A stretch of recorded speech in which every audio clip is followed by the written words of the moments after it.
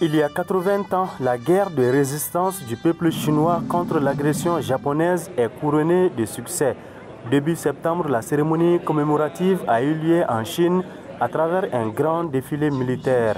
La communauté chinoise au Mali, à l'appel de l'ambassade, a célébré ce lundi la victoire à travers cette cérémonie. Un moment de retrouvailles, de joie et surtout de fierté.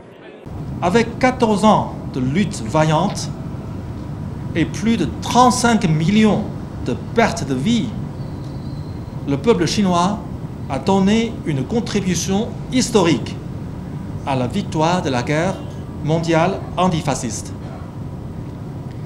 La restitution de Taïwan à la Chine est un résultat victorieux de la guerre mondiale antifasciste et fait partie intégrante de l'ordre international d'après-guerre. Le ministre des Affaires étrangères du Mali a félicité la Chine pour la réussite de sa transformation et réitéré l'engagement du Mali à soutenir le principe d'une seule Chine.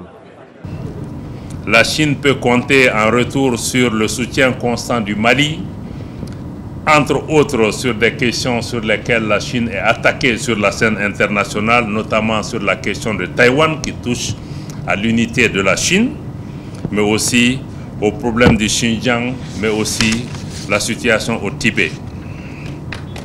2025 marque aussi le 76e anniversaire de la fondation de la République populaire de Chine.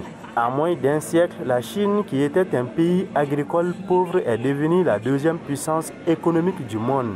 Sous la ferme direction du Parti communiste chinois, le peuple chinois a réalisé un développement rapide et stable. Près de 100 millions de populations rurales sont sorties de la pauvreté absolue. C'est ainsi que la Chine a contribué plus de 70% à la réduction de la pauvreté mondiale.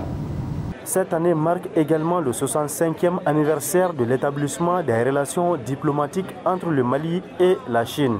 À l'occasion du dernier forum sino-africain, le président chinois Xi Jinping a élevé au statut de partenariat stratégique les relations entre le Mali et la République populaire de Chine.